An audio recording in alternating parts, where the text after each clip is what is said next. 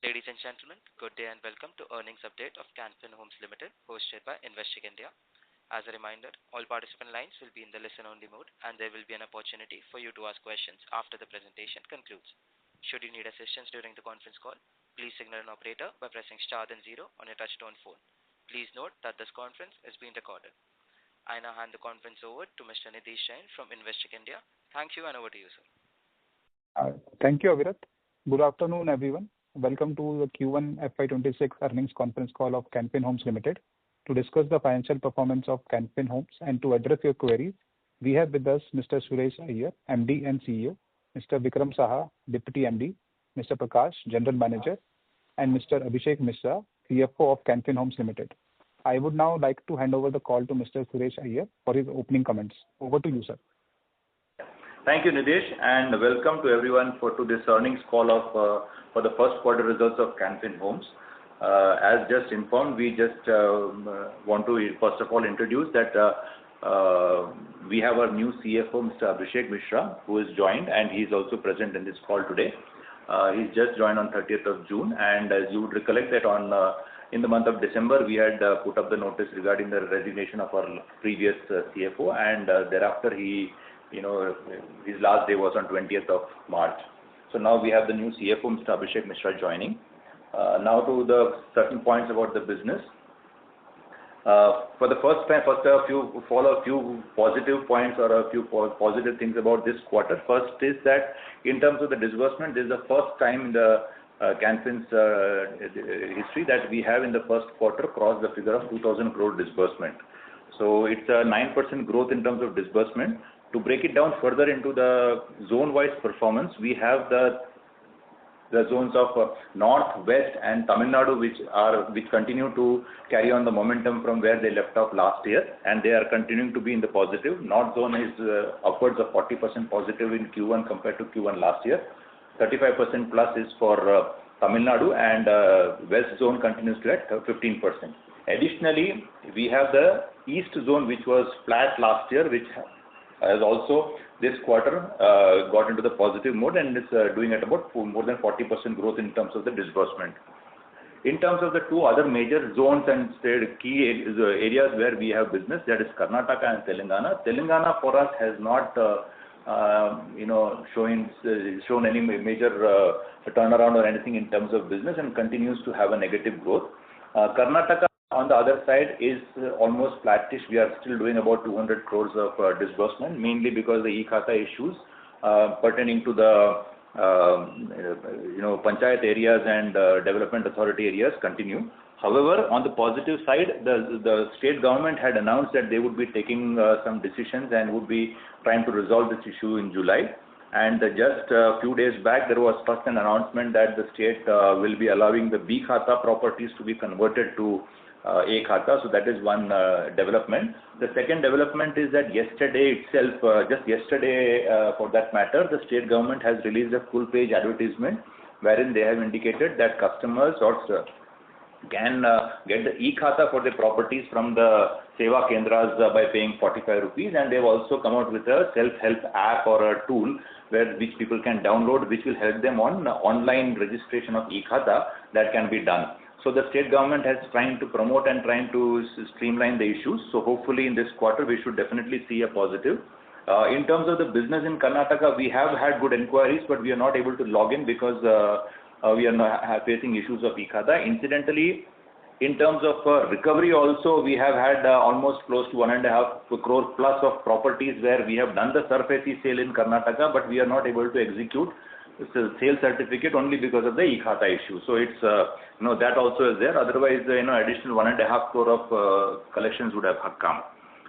Second, in terms of the second positive in terms of the collection is that the total delinquency, that is SMA 0 plus SMA 1 plus SMA 2 and NPA put together, for the two positives here. One is that for the first time in the Q1 results, the delinquency, which normally always goes up, has actually come down from the March number.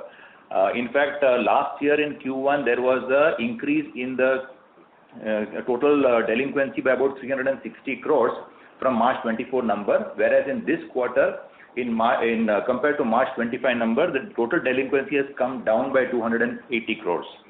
The second positive in terms of the collections is that this is the lowest delinquency percentage in the last 5 quarters that the company has registered.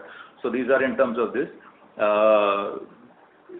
However, while the total delinquency has come down, there is an increase in the total NPA, which is actually a sequential thing, because every year in the first quarter there is a spike in the total NPA.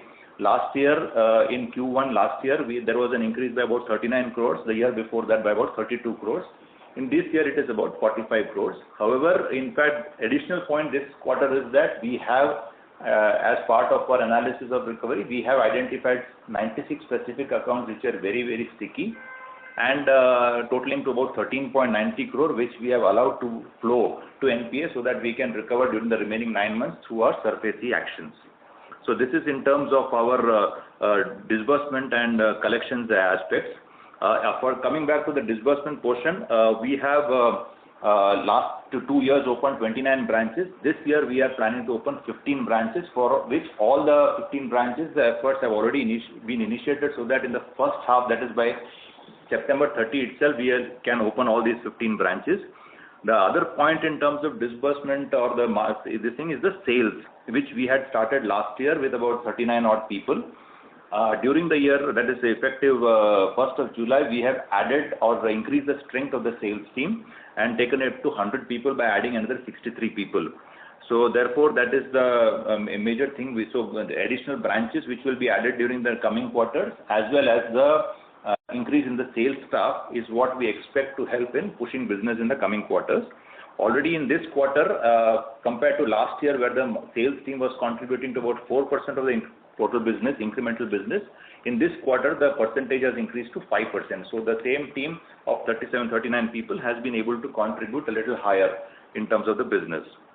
Now to other areas of the key aspect, of course, is the cost of borrowing, because we've had 3 back-to-back reductions in the repo rate. So we have already had a reduction in the repo rate, which is visible in our cost of borrowing. However, the actual going forward rate of cost of borrowing is further lower, because what has been experienced is what we have experienced for part of the quarter.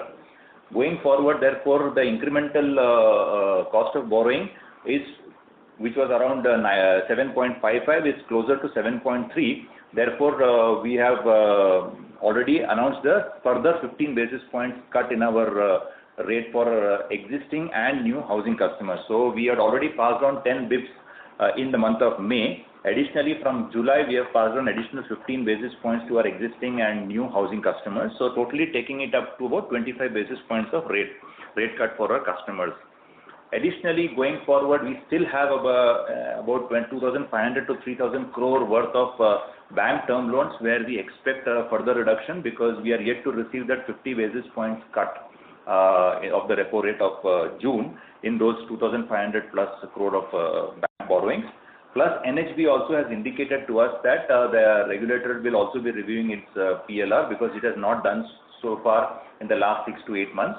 So we are expecting a rate cut coming from NHB also. So going forward also, there will be some impact. Of course, as and when we experience, post that we will be passing on our rate cut to our customers.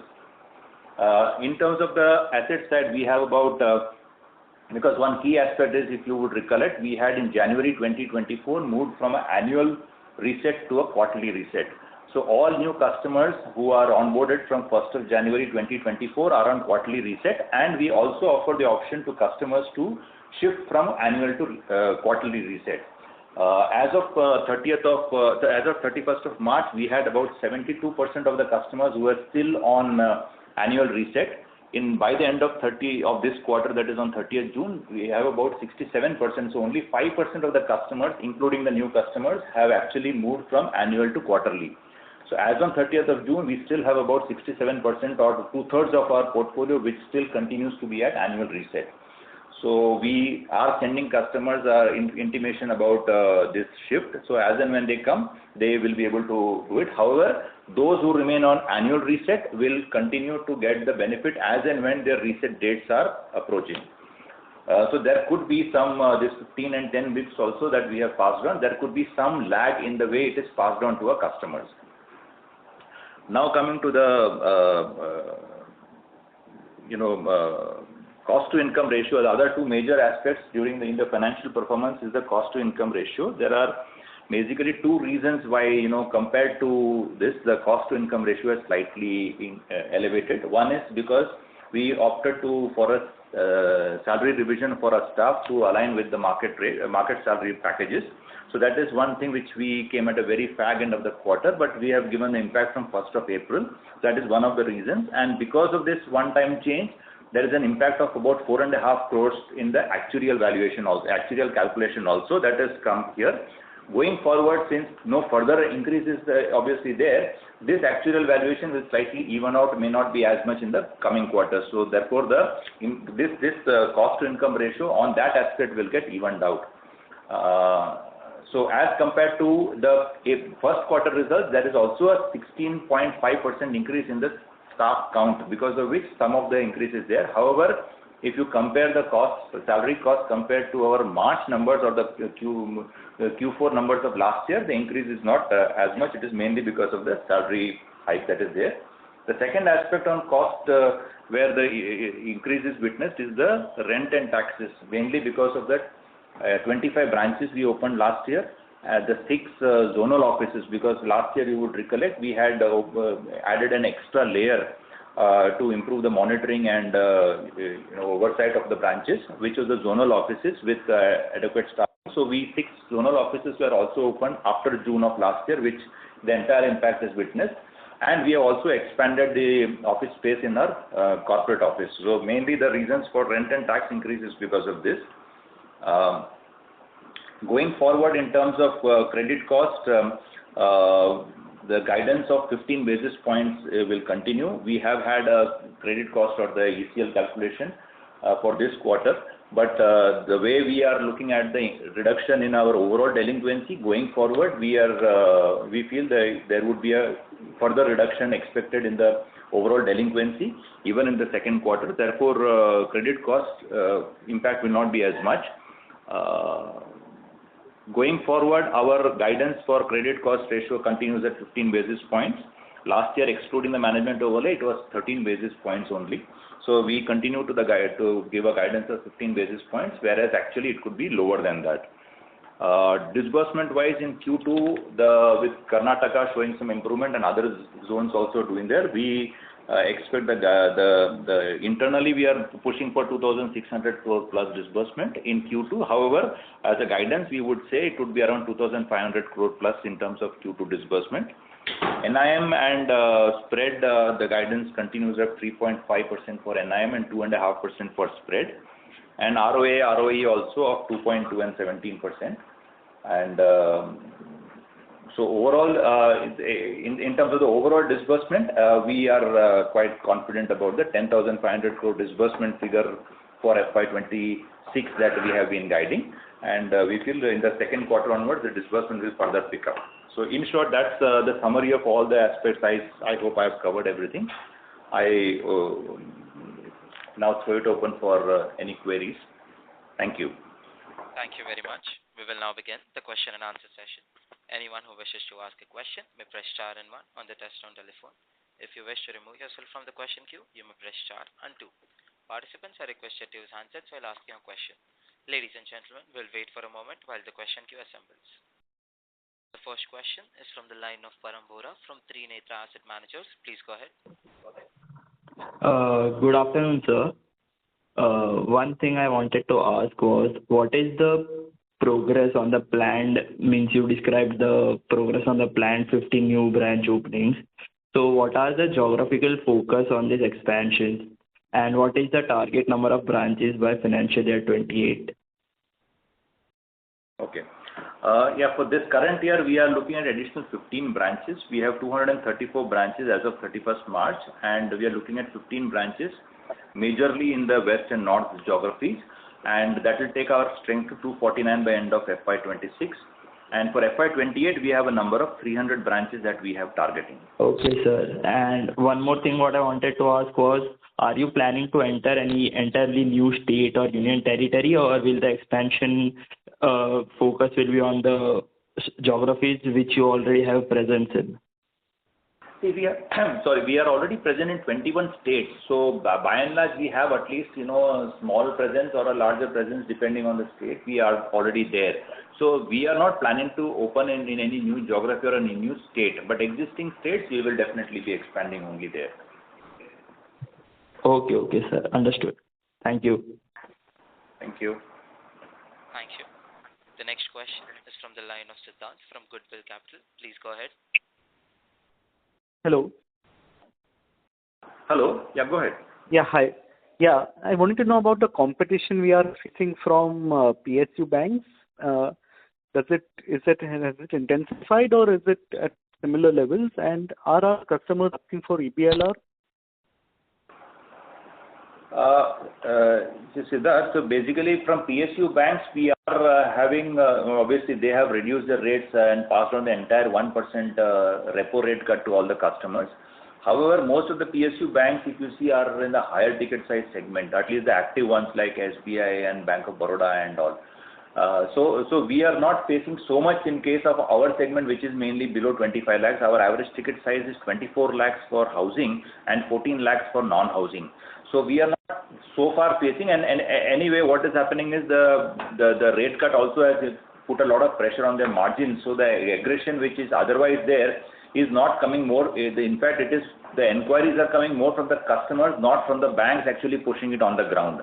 So that is there. Second, as regards the customers asking for EBLR, well, first of all, there is no requirement of EBLR. So customers are asking for a rate cut. So they are not much aware about EBLR or this or that. They are generally looking at repo rate and saying you also pass on some benefit to us. And as mentioned, we have passed on 25 bps to our customer.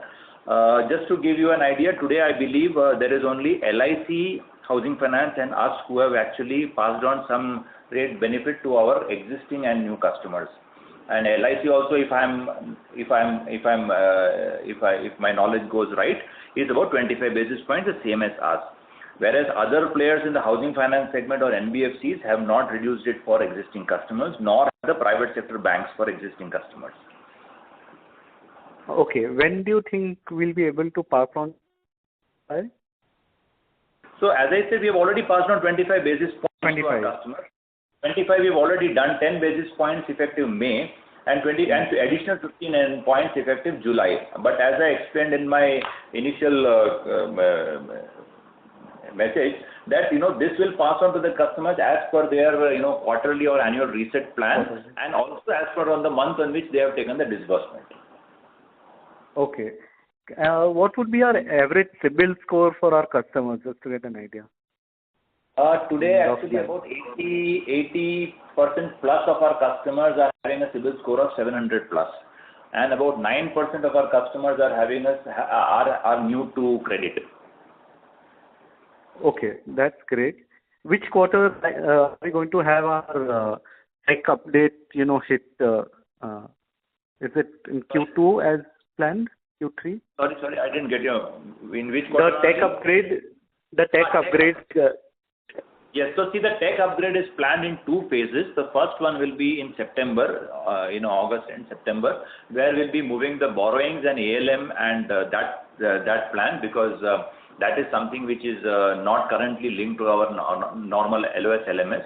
So we'll be moving our ALM borrowings and that plan treasury module in the month of August and September. But the core, which is the LOS, LMS, the DMS and the deposits, will move in the month of November, which is in the Q3. Okay, just the last question is, our dividend policy, is it going to be around 10%? This year. I think last year our average dividend payout was around 18% or something. So I guess 20% is something we would be in the range of about 18-20% is what we would be maintaining it. Continuing. Okay, perfect. Thank you. The next question is from the line of Shweta Daptardar from Elara Capital. Please go ahead. Thank you, sir, for the opportunity. So a couple of questions.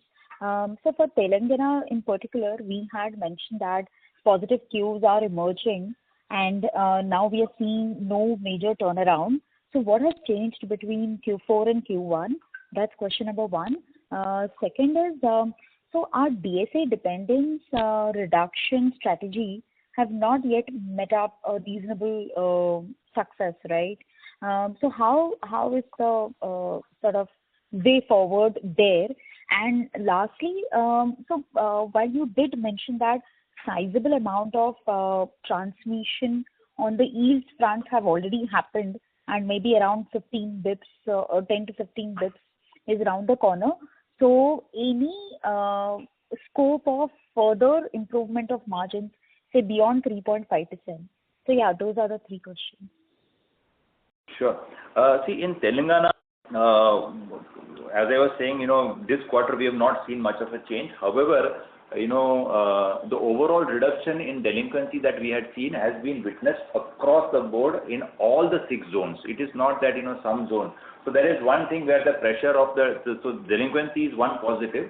And second thing is that in Telangana, we have also made some, changes in the teams and also in terms of the, micro focus and micro analysis also we have done. So I think we should now start seeing something going forward in terms of disbursement. We have already started witnessing and the thing in terms of our delinquencies. As regards the main reason why Telangana was not doing well was the Hydra project.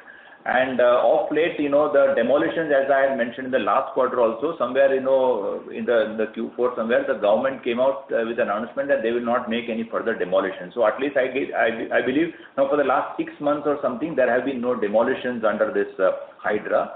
And so that slowly the confidence is also building up in the developer segment and in the people also. Therefore, this is one thing which is slowly now kind of changing things. Because once demolitions happen or all those things, in fact it also affects the price. Now that there is no risk of demolition and all, slowly the prices also are kind of stabilizing, and therefore the customer confidence is also improving. So basically that is what has changed in Telangana.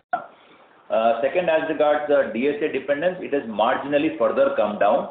We were at 85% in if I were to say in Q4 of FY23.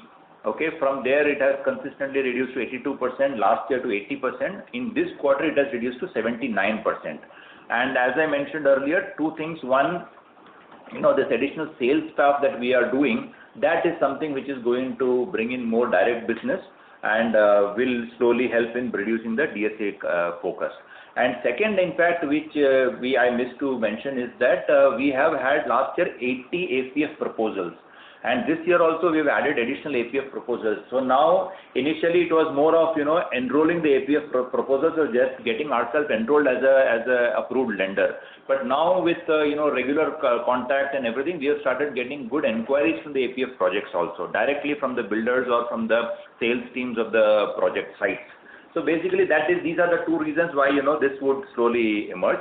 But as long as the DSAs are there, it is not that we want to reduce the amount of dependence or we want to reduce the DSA number, or you want to stop doing DSA business, but it is just that our direct business, as it increases, the percentage of DSA business will slowly come down.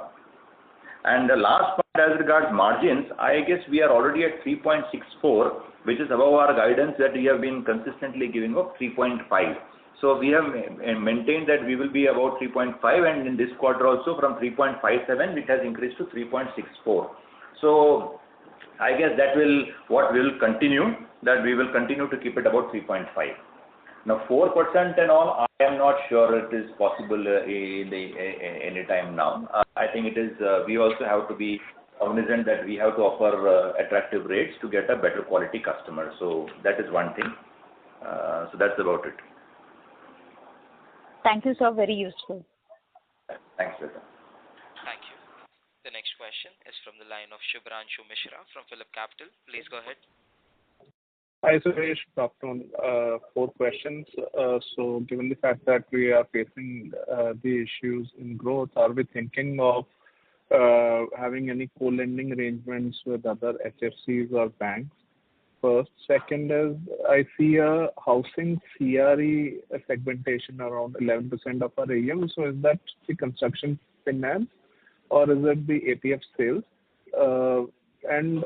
Related to this, do we have any plans to have a construction finance vertical, LRD vertical to prop up the growth? Given the fact that we are optimistic about the second quarter and second half in general, what is the number of home loan contracts we would onboard on a monthly basis? What are we budgeting for?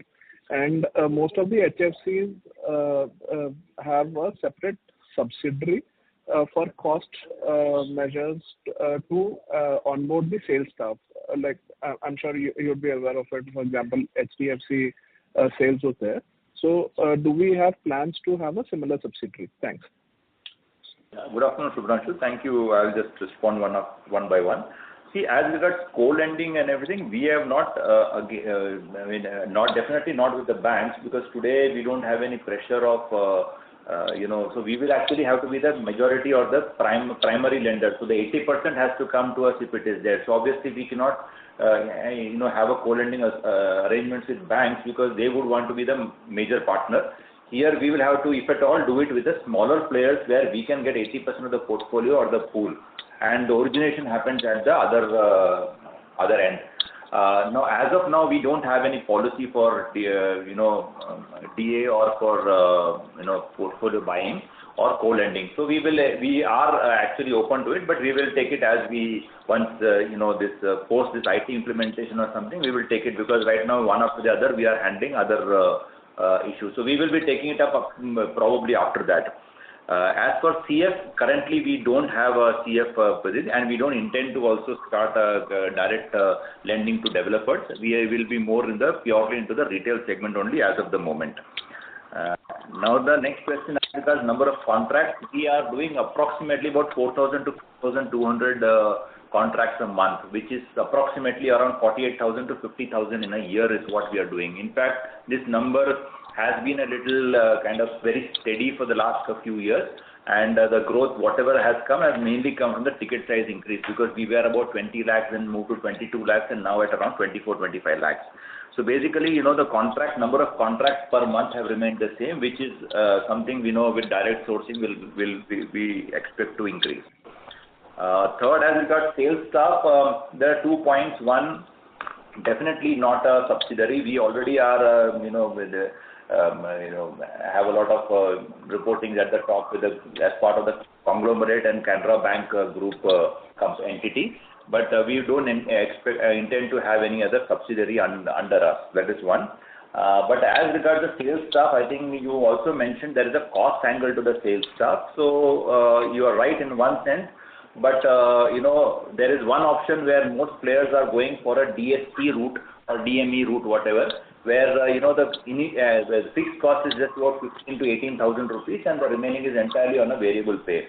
But, that we explored rather than, we said it is still okay from the cost point to take people on road rather than take it on this kind of a model. Because when people are taken on this 15,000, 18,000 thing, the attrition rate is very, very high. In fact, the minimum rate that we understand prevailing in the market for these kind of arrangements is about 60 to 65%. That is the minimum attrition rate. There are players who are even experiencing 100% attrition in this kind of a model. So we chose to have a model where we will have them on the roll, and they will be coming with whatever lowest, even if they come at the lowest entry level, it will be around 38,000 fixed salary. That's the kind of structure we are opting for. So I hope I've answered your queries. Just one part, Suresh. This housing CRE, this is what, APF sales? What is this then? Sorry, I didn't understand. Can you come again? So on slide number 19, we've got housing CRE. These are the APF sales, is it? No. CRE, that is different. See, if it is a third house of a person buying a third housing and they are already having 2 residential units, and the third will not enjoy the same kind of a risk weightage as the first 2. So those will be classified as a CRE, the third and subsequently. Same way, like in Karnataka, there is a particular trend that people may put a house with 2 floors and they give the first and second floor on rent and there are 3 kitchens. So those also technically are qualified as CRE because there is also a part element of income generation from these assets. So this is basically CRE is housing only, it is a dwelling unit only, but they classify for a different risk category, risk weightage. So that's the CRE. The housing, as I mentioned, we don't have a developer finance, and whatever we get from the APS projects, they are normal housing, and if it is a third house of a person, it will be classified as a CRE. Okay, so what is the risk weight on these?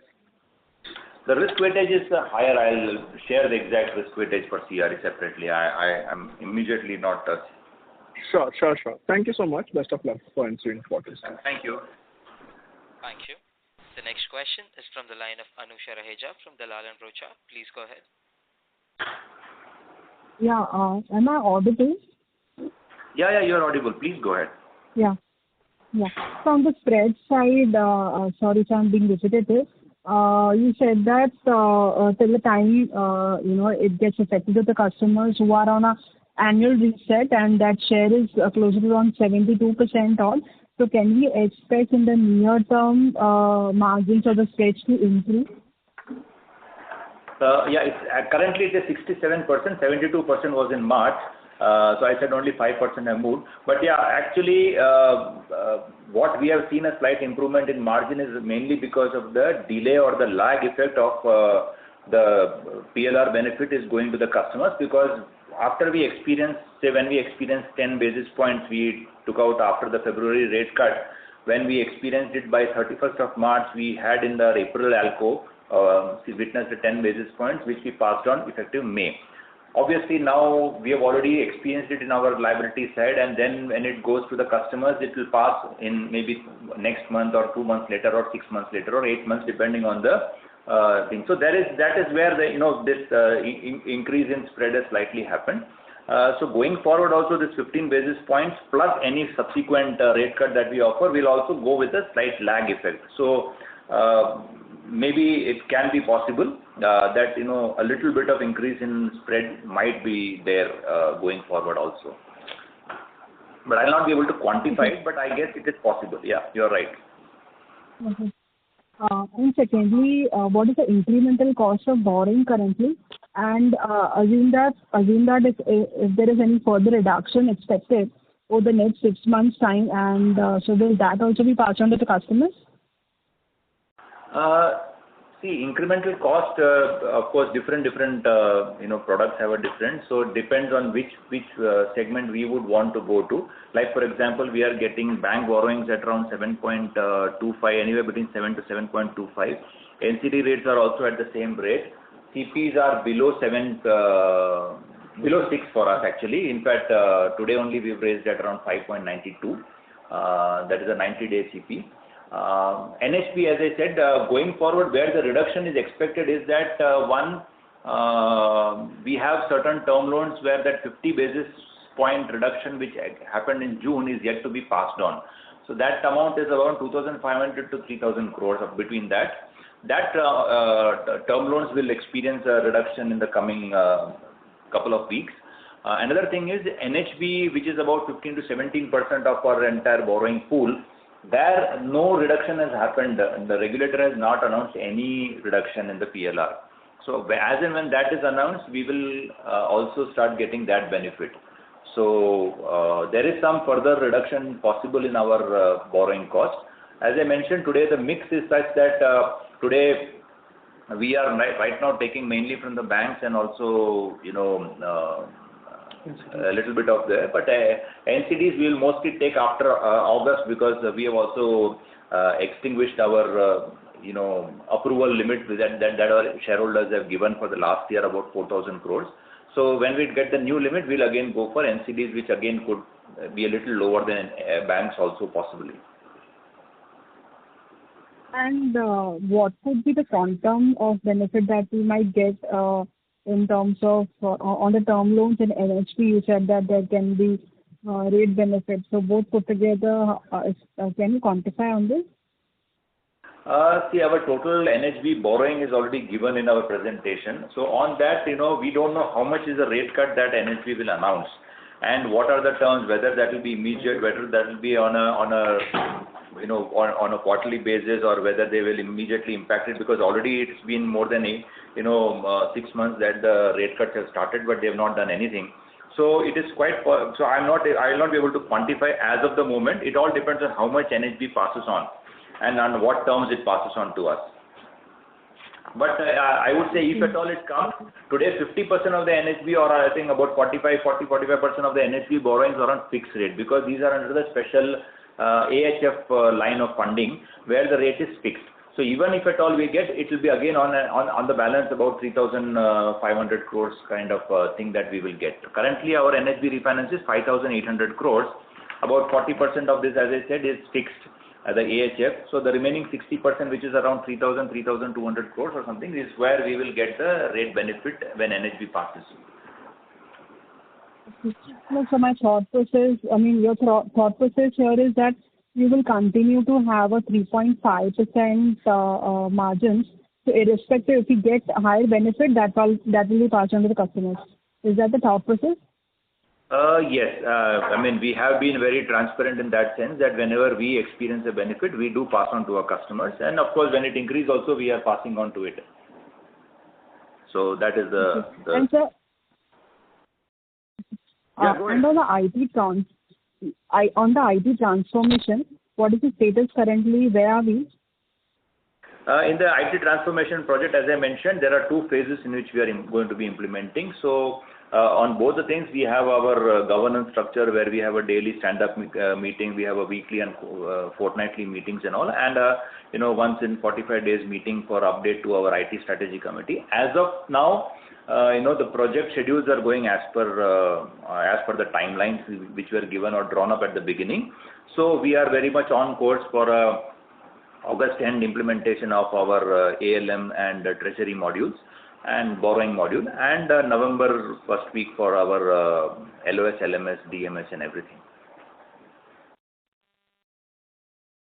And if I'm not mistaken, the quantum is around 35 odd crore projected per year, right? We have the management's line reconnected. Ms. Anusha, please go ahead with We had a small issue here. I guess I was just mentioning that, Subhranshu, to your last question, the CRE risk weightage is 100%. Hello? Anusha, please go ahead with your question. Yeah, just one last question from my end. Sir, can we expect the assets growth, to pick up the pace? We can push the pedal there more once the IT transformation is done. I hope I was audible. Sir? Hello? Yes, sir. Please go ahead. AUM growth, I think you were asking for. So yes, going forward, definitely with the increase in our growth, disbursement growth, the AUM growth should also pick up. Normally it comes with a lag. So this year, if we are doing about 10,500 crore, at the current rate, we should be able to add about 5,000 crore to the AUM, which should be around 12 to 13% approximately growth in the AUM. And with the same kind of growth in the coming year, in terms of disbursement, the next year growth should actually increase or move up to around 15%. Okay, sir. Thanks. Thank you. The next question is from the line of Pavan Kumar from Ratnatraya Capital. Please go ahead. One thing I wanted to check was non-employee expenses. There has been almost like a 10 crore decrease. I just wanted to understand what is it and is that sustainable? Secondly, what are the kind of growth drivers we are looking at going forward? What will change for us to actually achieve this particular growth? Because, So as I mentioned, I think other than the salary cost, the major area where the cost has gone up is mainly the rent and taxes, because last year whatever we added the 25 branches as well as the 6 zonal offices and extra space that we have taken or increase in our head office, all that has come post June.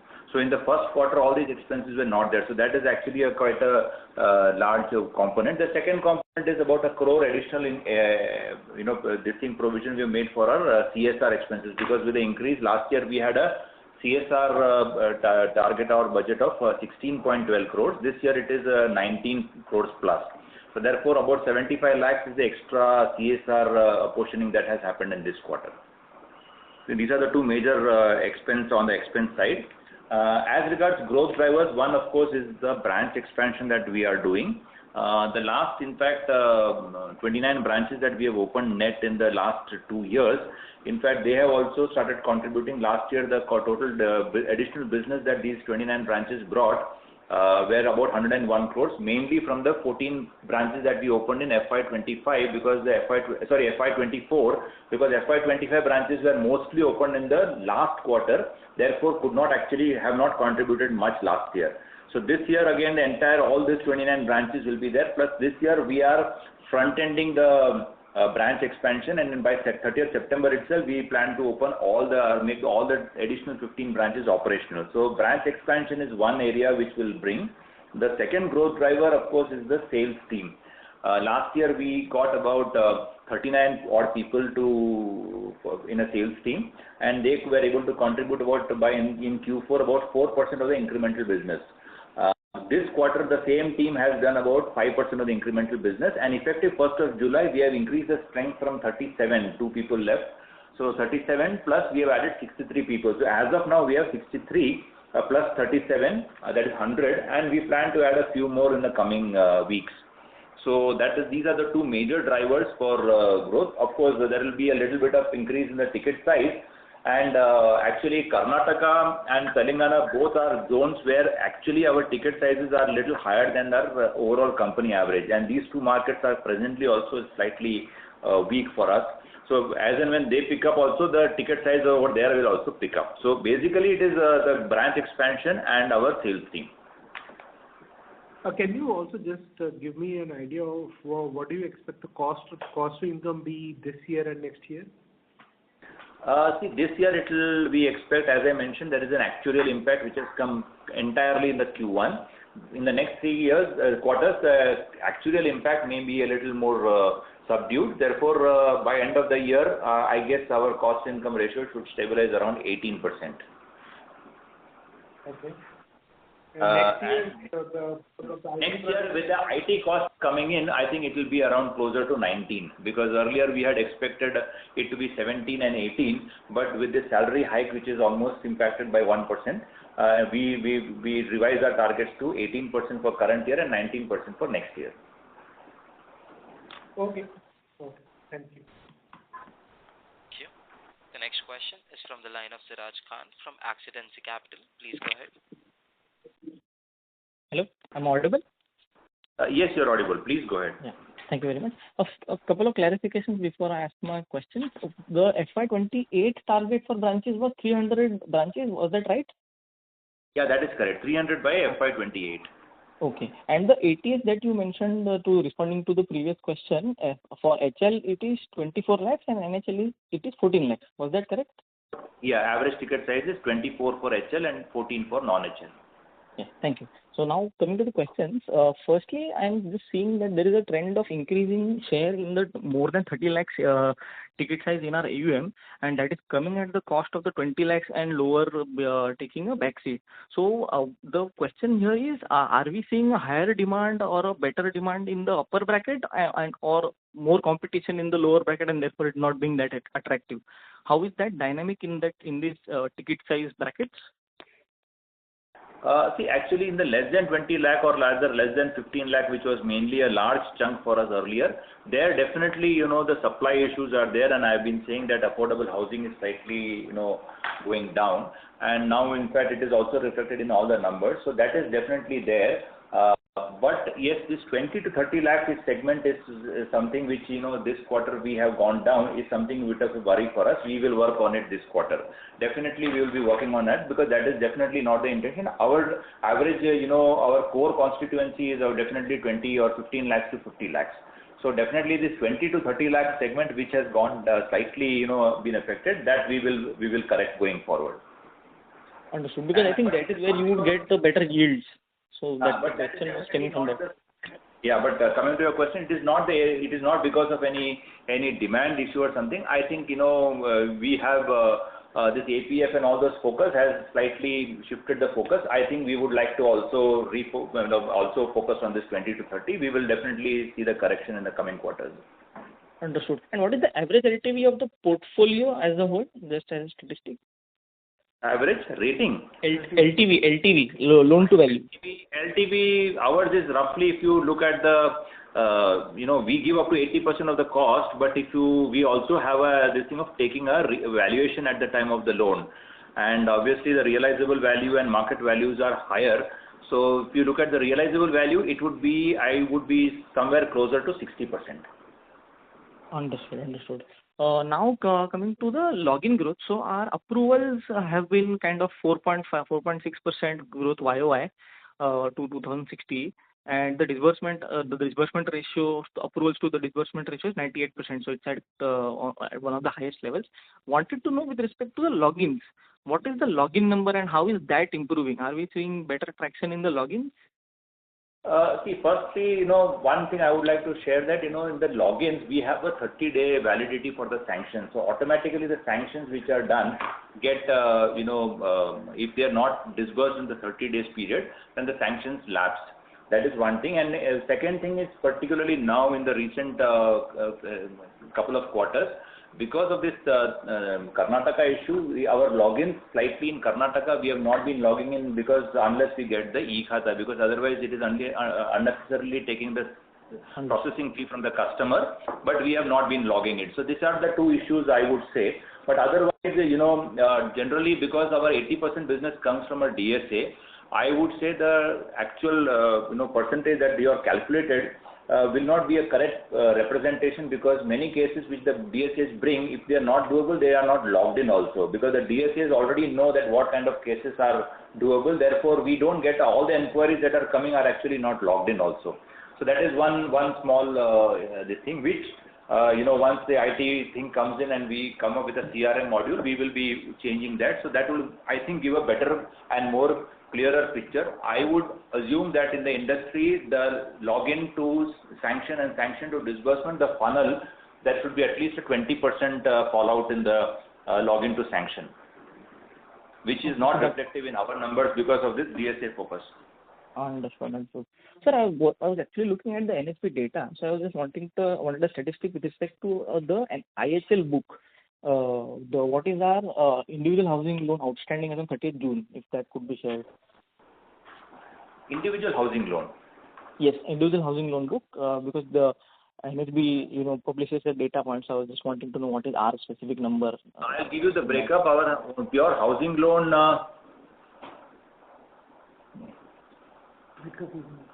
Then I will be able to give you the breakup separately. But if you look at it, excluding CRE, today it is 74% is our housing. Okay, so of the total book, what would be the approximate percentage, the ballpark number of individual housing loans? Or a ballpark would also suffice. No, see, in our okay, I'll give you the breakup of housing, non-housing, everything separately. But today, our first of all, we don't have any corporate books, so everything is retail. Understood. Within that, housing, non-housing, I will give you the separate numbers. I'll just give me. Yeah, no worries. Thank you. And just finally, on the the book rundown. So we've been under 4% for the last 5 quarters, and annualized it comes around to 15%.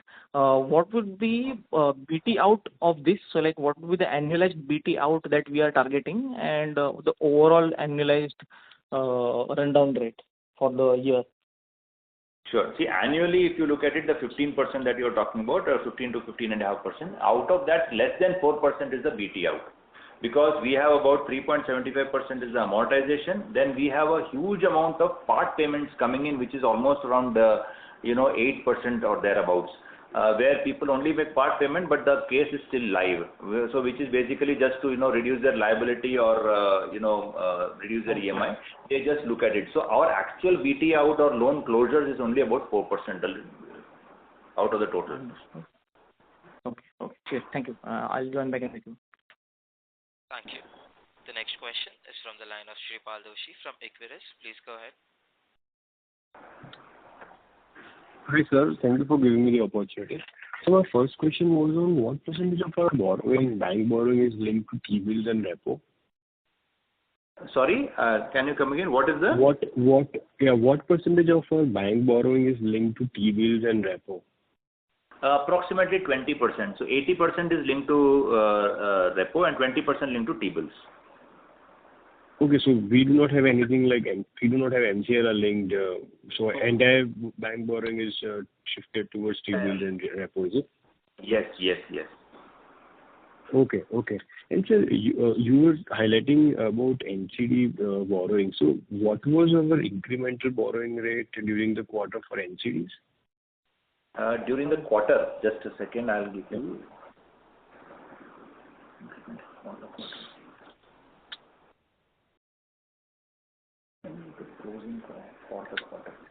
NCDs, actually we raised one NCD around 7.24%. That was the rate at which we raised for the NCDs. For the Sorry, 7.24% was what we raised NCDs. Okay, got it. And last quarter it would be higher, right? Sorry, in last quarter, I'm talking about last quarter. As I said, after that we have exhausted our limit of 4,000 crore for NCD borrowing from this thing. So we have not done for the last 1.5 months or something. Okay, got it. And so the NCD market after the AGM. So now we will do that in August, is what you highlighted, right? Yes, correct. Okay. So just wanted to understand, this, the PMAY CLS is 2.0. How is the momentum there for us, and how are you seeing that benefiting the industry at large? See, this interest subsidy scheme 2.0 or PMAY 2.0, it is definitely nowhere close to the kind of euphoria that we saw in PMAY 1. In fact, to be very clear, so far only 70 of course, we've received many inquiries for the PMAY 2.0, but the number of cities that are eligible under PMAY 2.0 is substantially reduced compared to PMAY 1. Second thing is, the requirement in terms of the, customer credentials like the Aadhaar of all the family members, and all those details are such that, there is a huge amount of data entry and data capture that is required. And basically it is so that the government can, based on all that data, do an elimination so that customers don't take benefit under multiple schemes of the government. So because of that, there is a huge amount of elimination which is happening, where customers apply for PMAY, but because they are already in not qualifying in one of the 1100 towns or under the selected PIN codes, or because some family member, a brother or a father, has already taken a benefit under some other scheme of the government. Therefore, the eliminations are very high, and as of today, only 70 applications in our case have become eligible after all these clearances for PMAY 2.0. Okay, and out of that 70 cases, as of today, only 7 cases we have actually got the claim subsidy from the government. Oh, okay. So this is since September. Sorry? This is since September last year, right? September 2021, when it got implemented, basically. Yes, actually they implemented it from September, but by the time the portal was ready and everything, it was almost November. But anyway, the point is from September till today, only 70 applications have come. That is in about 10 months from 1st September to today, only about 70 applications have cleared and are eligible. Now, out of this also, customers, some of them could drop out and may not avail the loan. And only 7 cases we have got the subsidy. Okay. And the ticket size here, of course, it would be the maximum that is the ticket size of this customer would be what? I will have to check up for these 7 customers. I am not. Okay. Got it, sir. Also, just the last part was on something that you highlighted, that for us the number of contracts have not seen significant rise in the last few years, and the growth has been driven by ticket size broadly. And you also alluded that, at system level, growth in affordable housing is seeing some slowdown. So just wanted to get some more sense on the slowdown in the affordable housing. So is it very geography centric, or is it any, ticket size centric or customer profile centric, or at broad level you are seeing these trends? No, it's more of a broad level kind of a thing, because incentivization, which was, the incentives which are there for developers to bring in the supply under this affordable segment is not there. So like this particular PMAY thing, which was a very major, boost for the affordable segment earlier, now is not so very attractive because the customers cannot claim the entire subsidy upfront. The subsidy will, and secondly, as I said, the number of cities have been reduced, the elimination criteria is also there. So in fact, the actual trickle, whatever inquiries are there, it becomes quite a bit of a trickle subsequently by the time it is converted. So therefore, the incentive for the developers to come in and construct low-cost housing is not there. And obviously, compared to premium housing or mid-segment housing, affordable housing is a slower moving product. So unless the incentives are there, this segment will not see the supply coming in. And that is one of the major reasons I strongly believe that affordable housing is slowing down across the board. And of course, I would say, earlier, if you look at PMAY, the first round of PMAY, the maximum, the states which were doing were obviously there were select 5 or 7 states who were doing more under PMAY. So there the slowdown would be more pronounced because the activity, they were also more active, and the supply and the quantum was also much higher in those states. So these states were broadly, I think, Gujarat, or if you can suggest name like these, the Gujarat Karnataka belt. Correct, the same, Gujarat, Maharashtra, Tamil Nadu, Karnataka, MP. MP was also quite strong in this thing, PMAY. So these are the states where, the slowdown will definitely be there in affordable.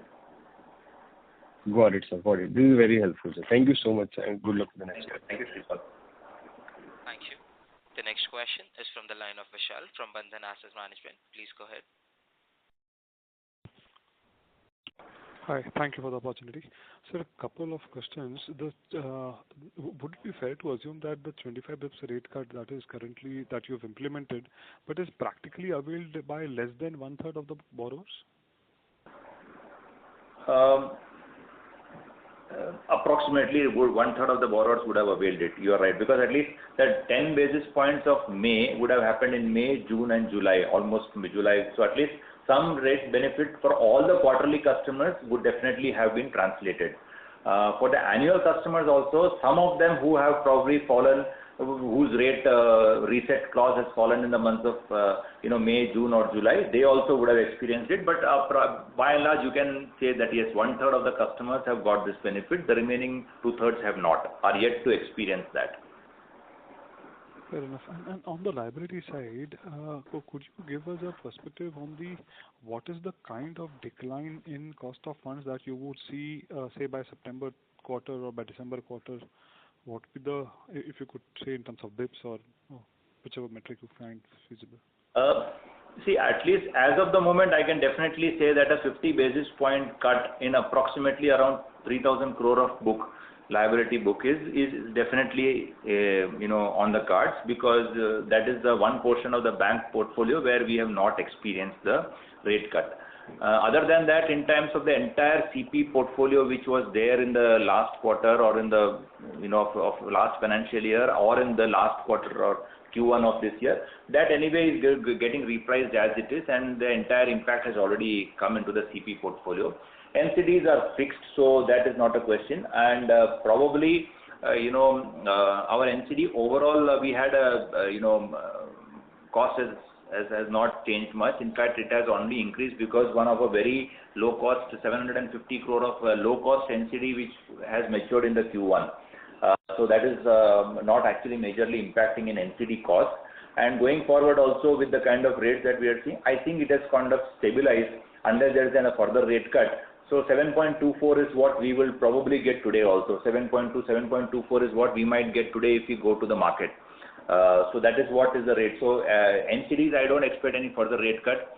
As I explained earlier, NHB is definitely likely, but I cannot quantify. If at all it comes, it will come on approximately 3,000 to 3,200 crores of portfolio of NHB, which is under fixed floating rate. So there some reduction is possible, but that depends on how much NHB reduces.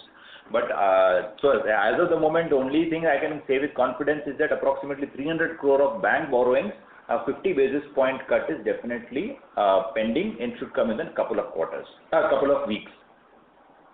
But I mean, looking at 53% of your borrowing is from banks and 80% of that is linked to repo. So the quantum of decline that we should see should be much higher, right? I don't know if I'm missing something. So actually today, if you see the cost of borrowing which is there in Q1 is 7.42. But that is because some of the rates we got the benefit in April, some we got in May, some we got in June. So effectively the 7.42 is what we have experienced in the book.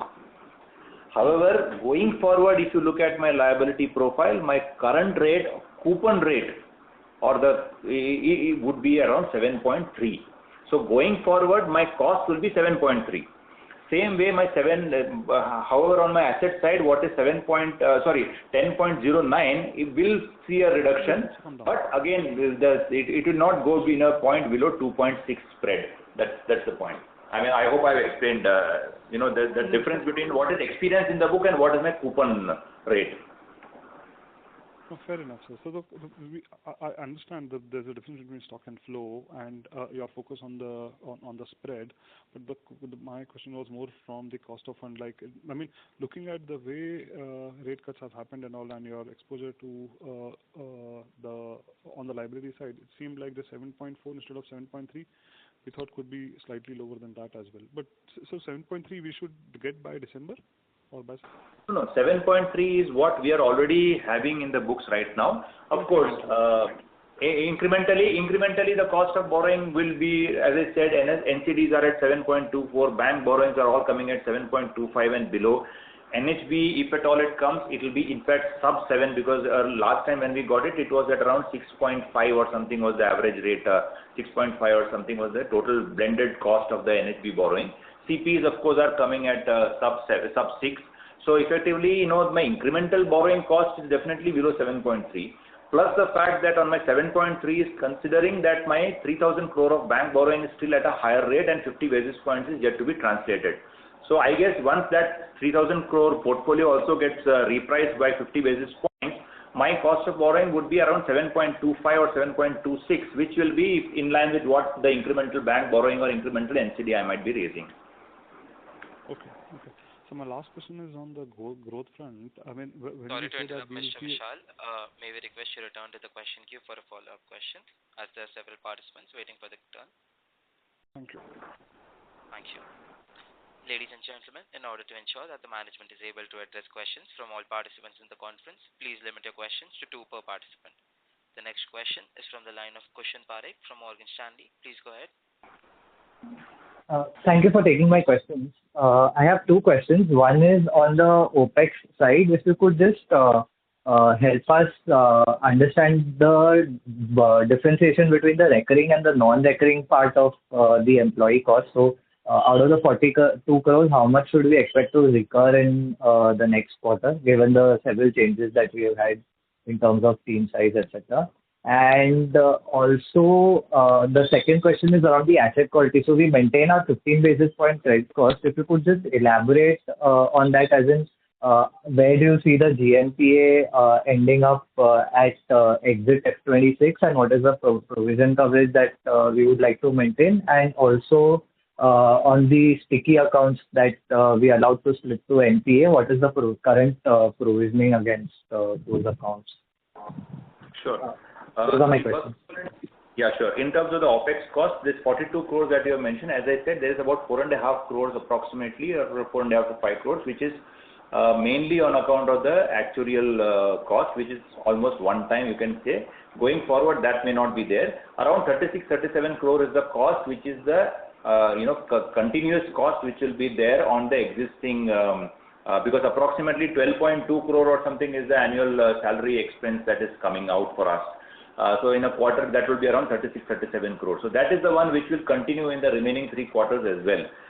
Barring, of course, the additional which will be for whatever additional staff we will be taking. But by and large, it will be around 37 crore is the actual fixed cost which will now continue in the remaining 3 quarters as well. Second is as regards 15 basis points credit cost guidance that we have given. So last year when we had about a total of about 75 odd crores of total provisioning that we did for NPAs and everything, that was approximately working out around 13 basis points.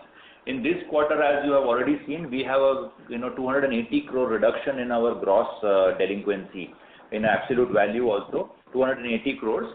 And going forward also some of the steps that we have taken and some of the things the way that we are experiencing even in this month, we expect that to further come down a little bit. That is in terms of the overall delinquency, and particularly in terms of the NPA, which is around 378 crores, we expect it to close somewhere around 0.80 by the end of the year, because assuming around 43,000 crore of book that will be there, in which case 0.80 will work out to around 340 odd crores of NPA, which is another 38 crores reduction that we are seeing in the remaining 3 quarters. This particular 13.9 crore of sticky accounts that we classified as which we allowed to flow, obviously as per the ECL model, they are the working is there. We have to follow the ECL model. So based on that, the provisioning is coming, and overall, as you know, for stage 3, our provisioning is roughly around 47-48% is what is our normal provisioning percentage. Got it. So we should not expect any additional provisions coming in for these specific sticky accounts, right, going forward?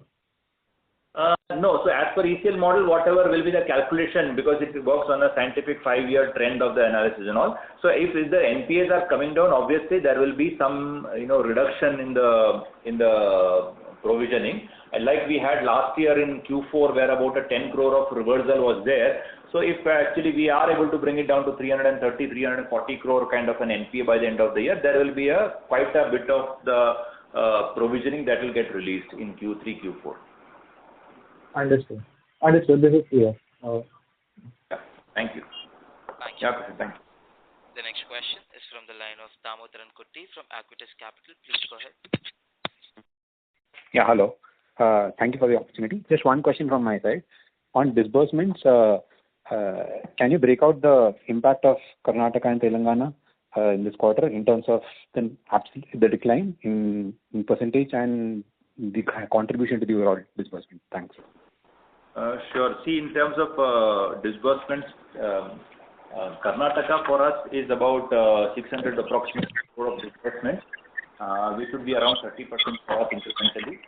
And Telangana is much less. In fact, the negative over there has been quite higher, closer to 30% like last year. And Telangana has been that much, whereas Karnataka has been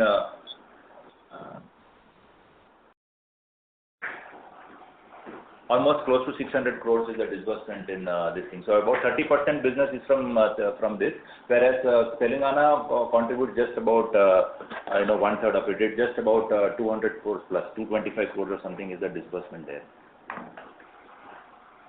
Sure.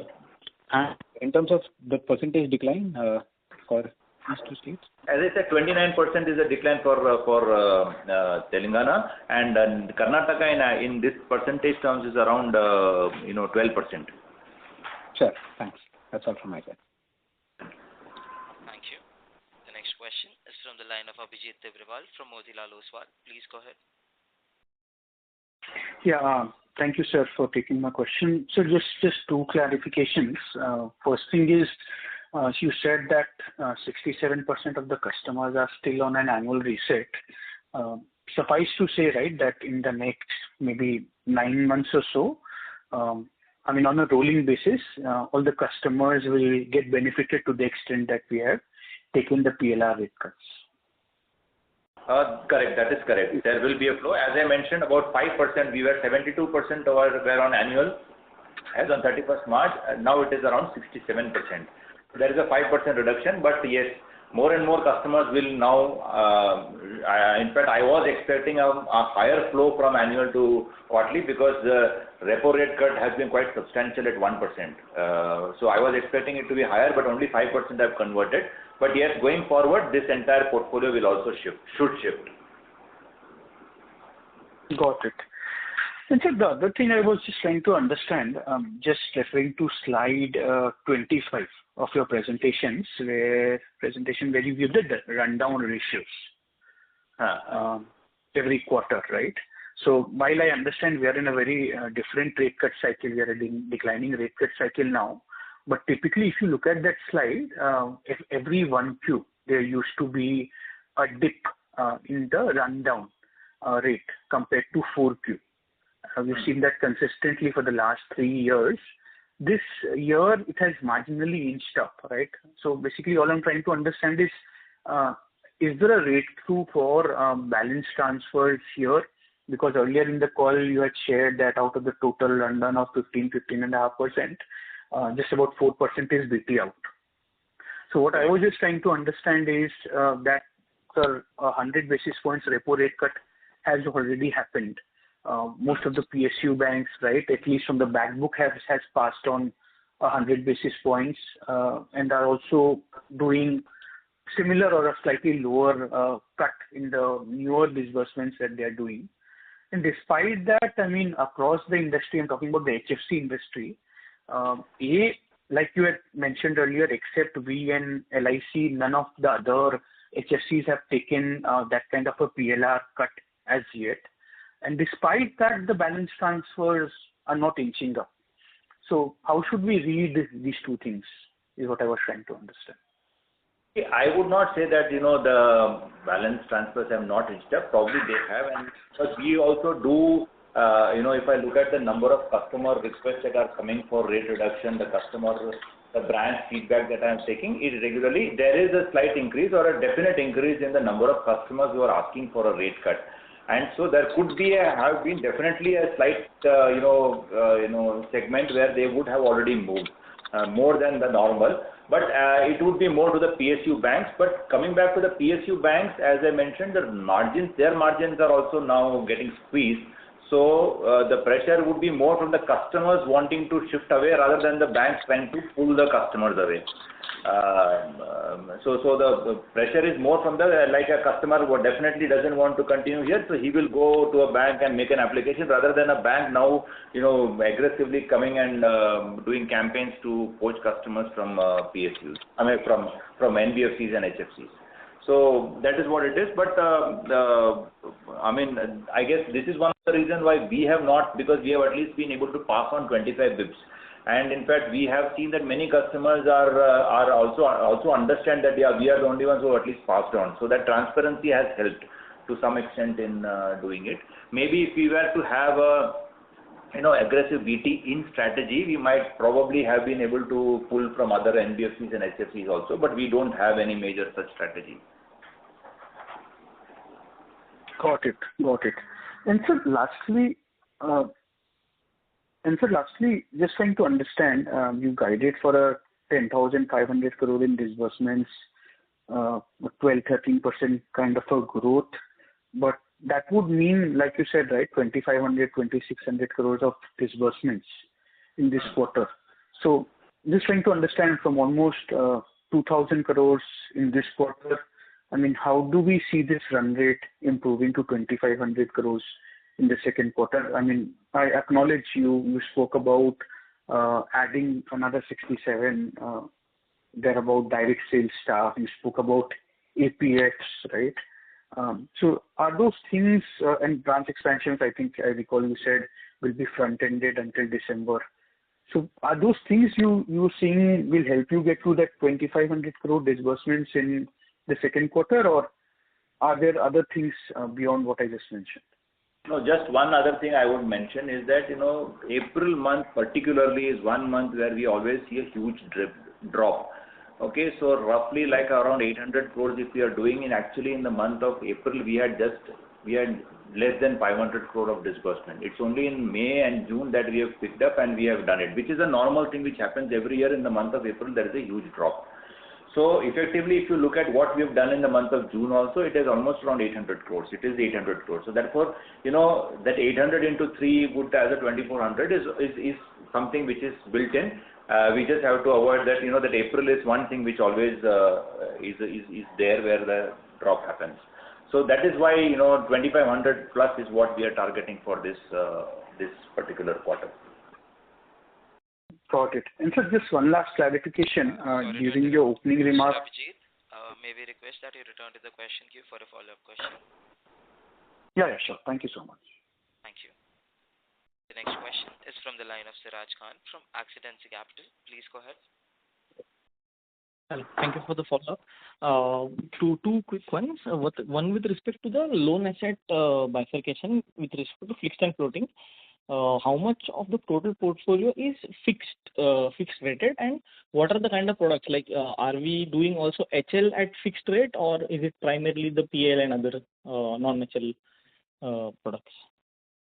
Currently, only 1.3% of our portfolio is fixed, which could be mostly our staff loans and stuff like that. Other than that, practically nothing is fixed. We have the breakup where, as I said, 67% is approximately annual reset, another 32% is 31 point something percent is quarterly reset, and the remaining 1.3 is the one which is not under floating.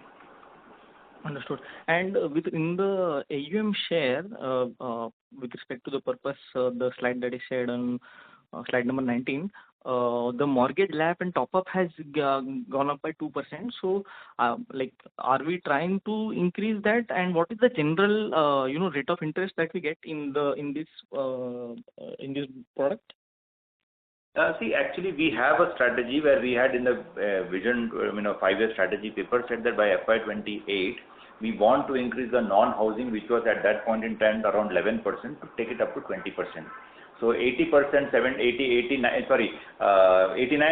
was at that point in time in FY23 was housing including CRE, and 79% was core housing, 10% was CRE, and the remaining 11% only was non-housing. So by FY28, we have taken a thing that we would be open to taking it up to 20%, that 11% to increase to 20%. So that's why a conscious this thing to slightly increase our top-up and LAP. Understood. What would the general interest rate in these LAP and top-up? You asked that, I missed that. So we have about 1 percentage point higher than we charge in case of our, in case of our LAP. Our LAP card rate starts from about 10.75, 10.7. 10.7. Understood. And just a final one on the, the branch expansion. In West, I believe you said the branch expansion will be focused more on the West and the North regions. Any specific state are we targeting? Because you have a lot of other affordable players, and also your other normal HFC and NBFC is also present in those regions. So, any specific states, and what are we going to try with any differentiated product strategy, or any color on with respect to how are we looking to expand in these specific regions, and the name of the state, if it is possible? No, we don't have any specific state. It will be spread across all the states. In fact, in North, we are there in Punjab, we are there in Haryana, Delhi, and UP. So we will be opening a couple of branches, two branches in all these states. It is not there any specific. Same also for the West, if you see, we have Gujarat, Maharashtra, MP, and Rajasthan. So all the states we will be opening branches, maybe 1 or 2 in every state. So that's how it is. There is no specific focus on anything. As for the product strategy, no, we don't have any exclusive new branch. We are going to focus on any new thing. But, the same product line will be there. But yes, North and West generally have a slightly tendency to have and Tamil Nadu for that matter, have a slight tendency to have a higher SENP category. So that would probably be one of the things which would emerge. But otherwise, no specific products that we are going to launch or any special offering we are going to give. Understood. Thank you very much, and congratulations on a good set of numbers. Thank you. Thank you. The next question is from the line of Rakesh Kumar from Valentis Advisors. Please go ahead. Hi. So just one small question. So of the resources, 17% is from NHB, and you said the rate has not been revised there. So that is firstly quite surprising that RBI is putting so much of effort in terms of liquidity to reduce the short-term rates. But still the thing is, so just I wanted to understand that as per the terms of business, do we have any obligation that if the NHB is reducing the rate, we also have to pass on it, in the same proportion as soon as possible? Not in that sense, but there are certain lines of refinance where there is a cap on the spread that we can maintain, something like 4.5% spread above what rate they have lent. So if it is within that spread, then we don't need to pass on, or it is our policy to, or how much we pass on, or things like that. But otherwise, there is no such, back-to-back kind of arrangement or a compulsion or anything. Having said that, in fact, NHB has not reduced. We have actually gone ahead and reduced 25 basis points for our customers. So even the customers whose loans have been financed by NHB refinance or back-to-back refinance has been taken, availed from NHB for those loans, those customers have already got a rate reduction, whereas the borrowing for those specific loans from NHB has not come down. So. Got it. Thank you, sir. Thank you. Thank you. As there are no further questions, I would now like to hand the conference over to the management for closing comments. Yeah. Thank you to everyone and to Investec for organizing this earnings call, and to all the participants for very detailed questions and taking interest. Thank you very much. And in case there are any follow-up questions, you can always contact investor relations, that is either to Abhishek Mishra, who's the CFO, or to any of the other members who are present here, the DMD, the GM, or myself. Thank you so much. Thank you. On behalf of Investec India, that concludes this conference. Thank you for joining us, and you may now disconnect your lines. Thank you. If you found this video helpful, please like, share, and subscribe for latest upcoming videos.